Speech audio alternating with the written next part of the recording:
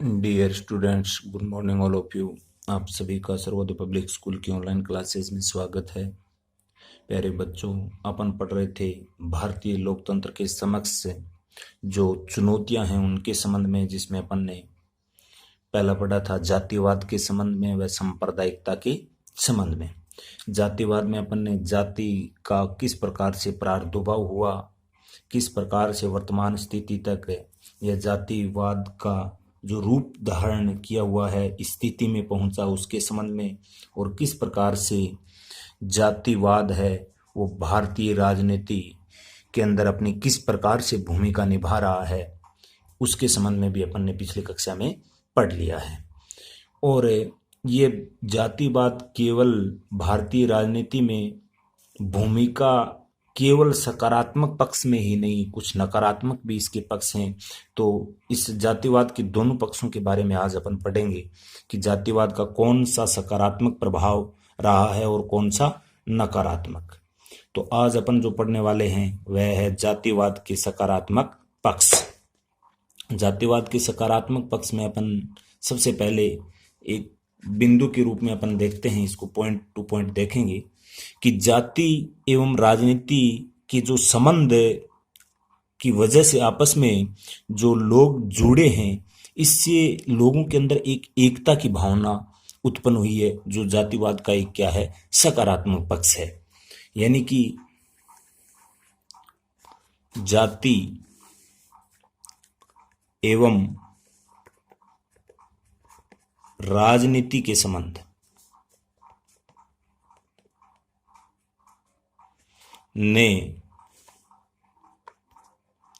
लोगों को एक सूत्र में बांधने का कार्य किया है। एक सूत्र में पिरोना या बांधने का कार्य किया है, जिससे लोगों में एक एकता की भावना पनपी है। और जैसे अपने जो विकसित जो संचार के साधन हैं, विकसित संचार के साधन, कहने का भावार्थ ये हुआ कि लोगों में इस प्रकार से एकता की भावना कैसे उत्पन्न हुई है, उसका जो महत्वपूर्ण जिससे माध्यम का प्रभाव रहा वह है संचार के साधन। क्योंकि संचार के माध्यम से जो दूर दराज रहने वाली जातियां हैं वो इस संचार के साधन के माध्यम से एक पटल पर आती हैं। कहने का मतलब उसके जो संपर्क स्थापित होते हैं और उन संपर्क की स्थापना की वजह से उसमें एकता की भावना विकसित होती है। और ये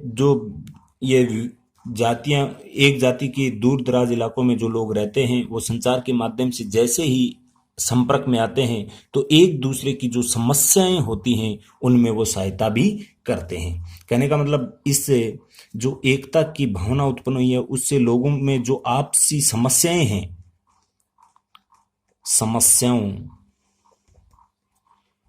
के निदान में जाति की अहम भूमिका रही है। इस जातिवाद की ये भी आपको ध्यान में रखना है। और शासन में अधिक से अधिक किस प्रकार से अपनी जाति को फायदा पहुंचाया जाए उसके लिए वो अपनी एक एकता बनाए रखने का प्रयत्न करते हैं, और लोगों में सामाजिकता एवं एकता की भावना का इससे विकास होता है।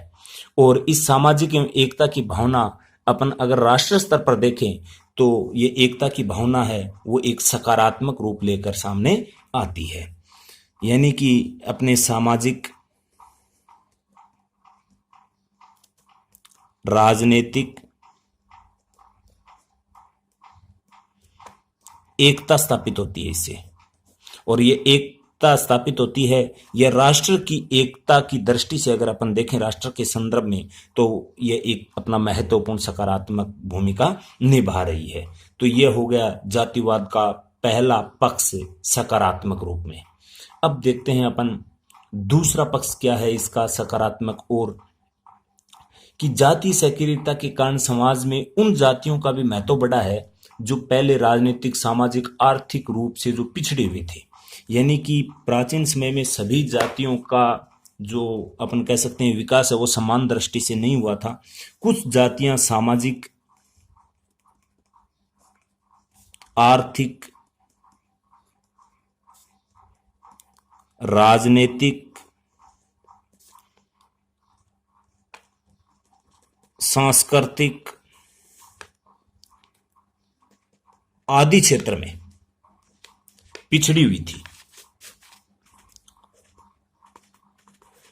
वो जातियां अब वर्तमान समय में प्रजातंत्र अर्थात लोकतंत्र में अपनी संख्या बल का फायदा उनको भी मिलने लगा है, और उस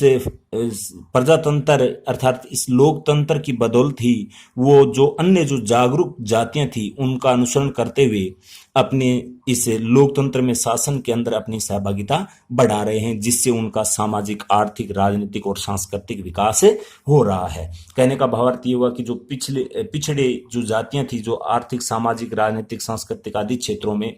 उनको संख्या बल का अपना फायदा मिला है इस लोकतंत्र के अंदर, क्योंकि लोकतंत्र में संख्या को ज्यादा महत्व दिया जाता है। जिनकी संख्या ज्यादा होती है उन्हीं को ज्यादा फायदा मिलता है, क्योंकि यहाँ मत का शासन होता है, और अपने मत के बल पर ही इन जो पिछड़ी जातियां थी, जो सामाजिक, आर्थिक, राजनीतिक, सांस्कृतिक दृष्टि से, वह भी अब उनका भी उत्थान हुआ है, जो कि एक राष्ट्र की दृष्टि से अगर अपन देखते हैं तो ये जातिवाद का एक सकारात्मक पक्ष है।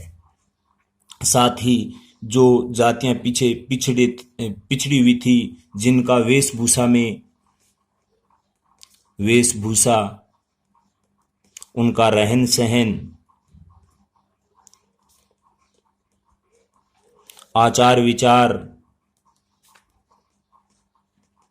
कुछ पहले अलग थे, लेकिन वर्तमान में जो उच्च जातियां हैं उनका अनुसरण करने लग गई, जिससे समाज में सभी जातियों में, खान पान में, वेशभूषा में, रहन सहन में, आचार संहिता में एक प्रकार से जो निम्न जातियां थी वो उच्च जातियों के अनुसरण करने के कारण उसमें अब समानता बढ़ी है। यानी कहने का भाव ये इक्वल हुए हैं, बराबर स्थिति बनी है इनकी, और ये समाज में एक सांस्कृतिक एकता की जिससे स्थापना हुई है, ये भी एक जातिवाद का सकारात्मक पक्ष है। अगर अपन सीधे अर्थों में इसको अगर समझें कि जो पहले जो उच्च जातियां थी उनका रहन सहन, वेशभूषा कुछ अलग था, पिछड़ी जातियों का रहन सहन, वेशभूषा, आचार विचार कुछ अलग थे, तो वर्तमान समय में जो निम्न जातियां उन्होंने उच्च जातियों का अनुसरण किया है, जिससे विभिन्न क्षेत्रों में एक प्रकार से समानता बढ़ी है, और समानता बढ़ने से अपने समाज के अंदर एक सांस्कृतिक एकता की स्थापना विकसित हुई है, जो जातिवाद का एक सकारात्मक पक्ष है। इसी के साथ अगर अपन देखते हैं कि जाति की राजनीति में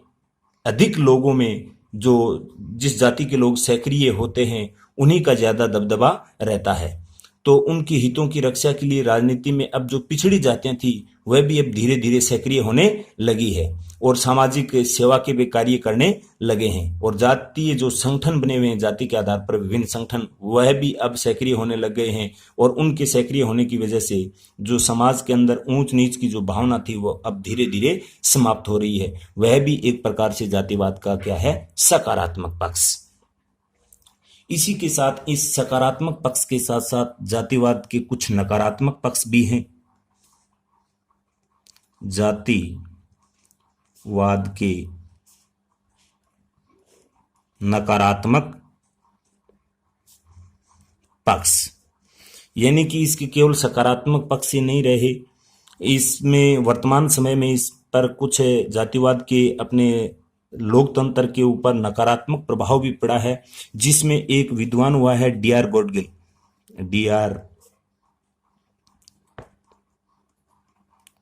गॉडगिल। उसका मानना है कि जो जाति का जो प्रभाव है वो प्रजातंत्र के विकास में बिल्कुल भी सहायक नहीं है। ये इस प्रकार से कथन आपसे एक नंबर के रूप में पूछा जा सकता है कि जाति का प्रभाव प्रजातंत्र के विकास में सहायक नहीं है, यह कथन किसका है, तो डी.आर. गॉडगिल का। तो आपको ये ध्यान में रखना है यह कथन कि जाति का प्रभाव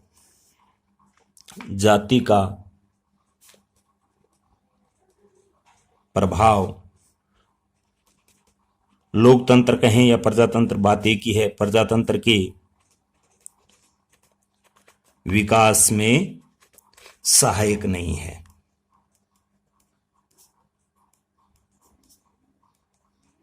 सहायक नहीं है। इसका मतलब ये कहीं ना कहीं लोकतंत्र में बाधा उत्पन्न कर रहा है ये जातिवाद। तो इसके संबंध में डी आर गौडगिल साहब ने ये कुछ कहा था, इसके संबंध में नकारात्मक पक्ष के रूप में। इसी प्रकार से डॉक्टर आशीर्वादम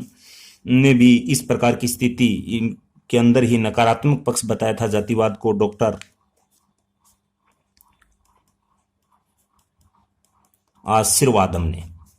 कि वर्तमान जो भूतकाल में जाति के जितने भी लाभ रहे हैं वर्तमान और पीछे के समय में, लेकिन अगर आज की स्थिति अगर अपन देखते हैं तो ये एक प्रकार से अपने विकास में जातिवाद है वो एक बाधक बना हुआ है। यानी कि जो समय बीत गया, यानी भूतकाल में जितने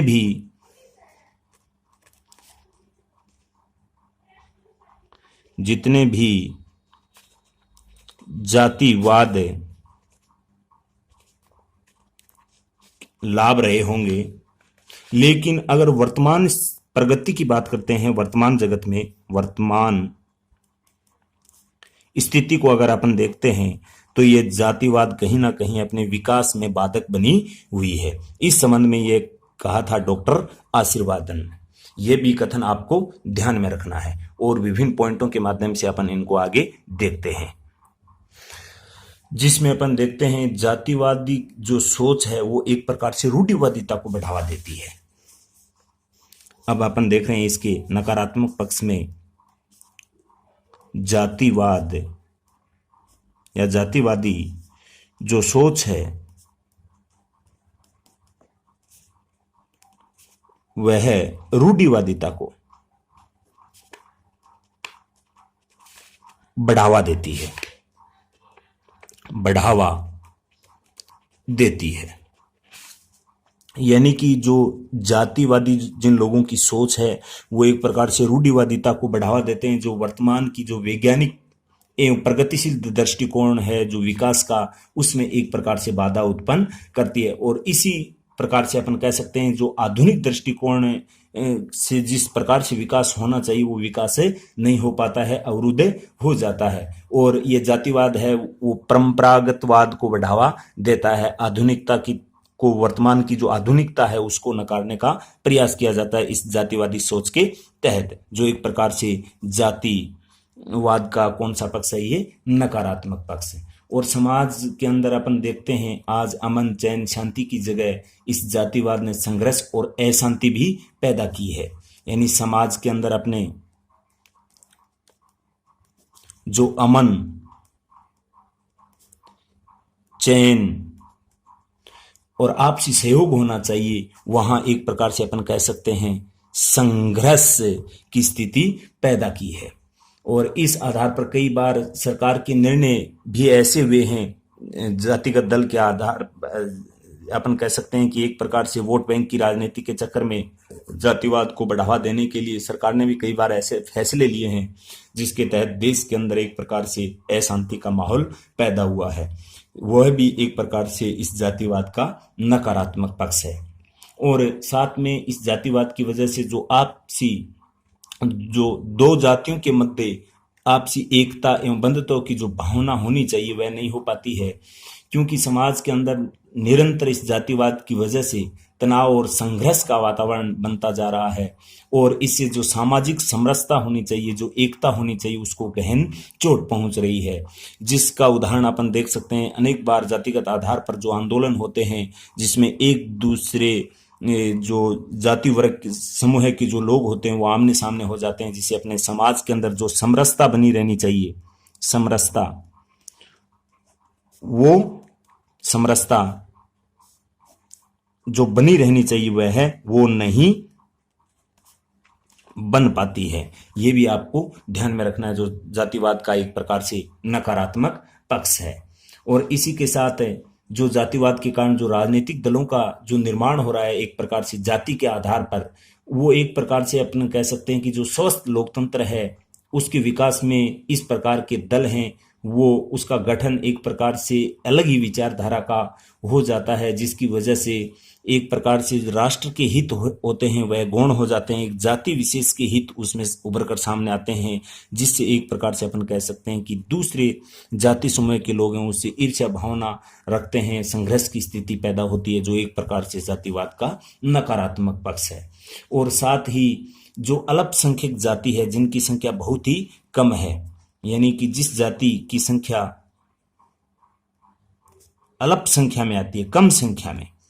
वो अपने आप को असुरक्षित समझने लगते हैं इस जातिवाद की भावना के कारण। यानी कि अल्पसंख्यक अपने आप को असुरक्षित समझने लगते हैं, जिससे भी एक प्रकार से अपने देश के अंदर एक प्रकार से शांति व्यवस्था है वो विध्वस्त होकर अराजकता की स्थिति उत्पन्न हो रही है। और कभी कभी जो जाति के आधार पर जो संगठन बने हुए होते हैं वो आंदोलन और संघर्ष करते हैं, तो कई बार हिंसा का भी रूप ले लेते हैं, जिससे जो राष्ट्र की जो संपत्ति होती है, सार्वजनिक संपत्ति, उसमें काफी तोड़फोड़ की जाती है, औद्योगिक विकास और जो व्यापारिक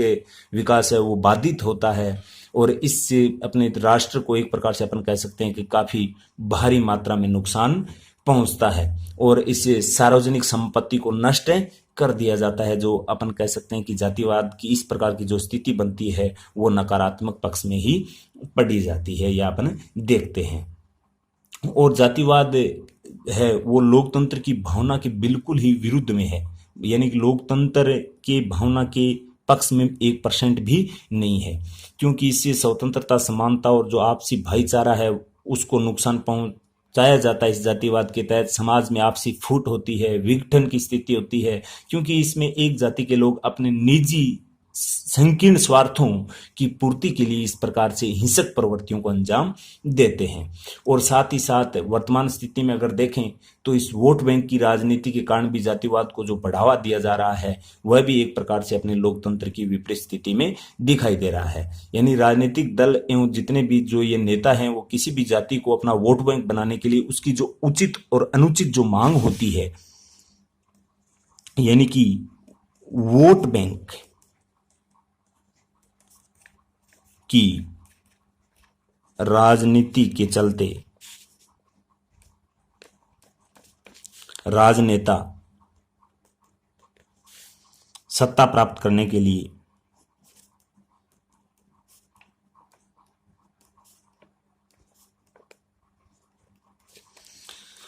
एक प्रकार से जो जिस जाति की संख्या ज्यादा है उसकी जो उचित हो या अनुचित जो भी मांग आती है, उचित या अनुचित, अपने वोट बैंक की राजनीति के तहत उसको मान लेते हैं, जिसे अपन कह सकते हैं कि ये एक प्रकार से अपने राष्ट्र के हित के बिल्कुल विपरीत है, जिसमें राष्ट्र की एकता की जगह आपस में संघर्ष की भावना उत्पन्न होती है, जिससे देश की एकता व अखंडता को खतरा होता है। ये सब के सब जितने भी ये पक्ष हैं ये जातिवाद के नकारात्मक पक्ष हैं। कहने का भावार्थ ये हुआ कि इसमें से ये 4 नंबर का क्वेश्चन पूछा जा सकता है, जातिवाद के सकारात्मक प्रभाव क्या रहे हैं उसका उल्लेख कीजिए, या नकारात्मक प्रभाव क्या रहे हैं उसका उल्लेख कीजिए। तो इस प्रकार से यहाँ से क्वेश्चन बनने की संभावना है, यह आपको ध्यान में रखना है। तो जातिवाद के संबंध में इतना ही था। जातिवाद के संबंध में जातिवाद का अर्थ, जातिवाद की भारतीय राजनीति के अंदर क्या भूमिका रही है उसके संबंध में, जातिवाद के क्या सकारात्मक पक्ष हैं और क्या नकारात्मक पक्ष हैं, इतने क्वेश्चन इनसे बन रहे हैं। अब इससे आगे का जो इसमें पार्ट आता है वह आता है सांप्रदायिकता। सांप्रदायिकता सबसे पहले तो अपन देखेंगे कि सांप्रदायिकता कहेंगे किसे। सांप्रदायिकता का अर्थ वैसे सामान्यतः होता है धर्म के आधार पर विभाजन, धर्म के आधार पर विभेद। यानी कि जब कोई एक धार्मिक या सांस्कृतिक या अपन कह सकते हैं भाषाई समूह है अपने आप को अन्य जो धर्म और भाषाई समूह है उसको अलग मानता है, और ये अलग इसलिए मानता है क्योंकि एक जो धर्म विशेष का जो समुदाय होता है वो अपने निजी स्वार्थों की पूर्ति के लिए राष्ट्रीय हितों को अनदेखा करते हुए अपनी मांगों को मनवाने के लिए इस प्रकार से वो सांप्रदायिकतावाद को बढ़ावा देता है, जिसे ही अपन क्या कहते हैं, सांप्रदायिकता कहते हैं। तो इसका अर्थ अगर अपन देखते हैं, एक विद्वान हुए हैं विंसेंट,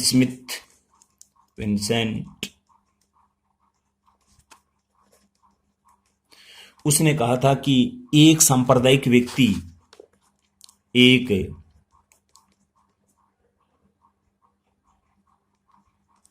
सांप्रदायिक व्यक्ति या अपन कह सकते हैं समूह है, वह है जो प्रत्येक धार्मिक एवं भाषाई समूह को एक ऐसी पृथक या अलग, जिसे अपन कहते हैं, यानी अलग मानता है और उसको राजनीतिक अपने आप निजी स्वार्थों की पूर्ति के लिए अन्य जो धर्म समूह उनसे अलग मानता है, और इस प्रकार की विचारधारा को ही अपन क्या कहते हैं, सांप्रदायिकता कहते हैं। तो यह आपसे पूछा जा सकता है कि सांप्रदायिकता का अर्थ क्या है, तो आपको यही बताना है, यही लिखना है कि जब एक धार्मिक संस्कृति या भाषाई समूह है जो अपने समुदाय को जानबूझकर अपना एक अलग धार्मिक या सांस्कृतिक भेदों के आधार पर ये विभाजन करते हुए अपनी राजनीतिक मांगे रखते हैं, जो एक प्रकार से अपन कह सकते हैं जो राष्ट्रीय हित होते हैं उनको बिल्कुल भी प्राथमिकता नहीं दी जाती, केवल अपने निजी स्वार्थों की पूर्ति के लिए इस प्रकार से इस सांप्रदायिकता को बढ़ावा दिया जाता है, जिसे अपन क्या कहते हैं, सांप्रदायिकता। जो अपने देश की जो राष्ट्र है उसकी एकता और अखंडता में एक प्रकार से अपन कह सकते हैं विध्वंसकारी है। इसके बाद में अगर अपन देखें सांप्रदायिकता के आधार पर जो संगठन बने उनका उद्देश्य क्या है, आधार पर जो संगठन है उन संगठनों के बनने के पीछे उद्देश्य क्या है। इनका उद्देश्य महत्वपूर्ण एक ही है कि ये शासक पर इस प्रकार से दबाव बनाते हैं ताकि वो अपने जो धार्मिक वर्ग समूह है उसको सत्ता और उसमें प्रतिष्ठा, राजनीतिक अधिकार किस प्रकार से प्राप्त करें। इस प्रकार से ये अपने दबाव, अपना दबदबा बनाए रखने के लिए एक प्रकार से ये इस प्रकार का संगठन बनाते हैं ताकि वो सत्ता में अपनी प्रतिष्ठा बनाए रखें। और ये एक अपन कह सकते हैं कि ये राष्ट्रीय और जो सामाजिक हित होते हैं उनको बिल्कुल अनदेखा करते हैं, केवल और केवल अपने निजी स्वार्थों की पूर्ति के लिए सरकार पर या अपन कह सकते हैं सत्ता या शासक पर दबाव बनाने के लिए इस प्रकार से संगठनों का निर्माण किया जाता है। इनका ये महत्वपूर्ण उद्देश्य होता है। और अगर अपन बात करते हैं भारत के अंदर, भारत में इस सांप्रदायिकता का उदय कैसे हुआ। सांप्रदायिकता का उदय, तो ये भारत में ये सांप्रदायिकता का उदय हुआ था, ये ब्रिटिश शासनकाल के दौरान हुआ था। ब्रिटिश शासन काल के दौरान कैसे हुआ, क्योंकि अच्छे से आप जानते हैं ब्रिटिश सत्ता जब हिंदुस्तान के अंदर काबिज हुई थी तो शुरुआत के अंदर अंग्रेज जब आए थे हिंदुस्तान के अंदर तो उनका कोई मकसद यहाँ शासन करना नहीं था। वो यहाँ आए एक ईस्ट इंडिया कंपनी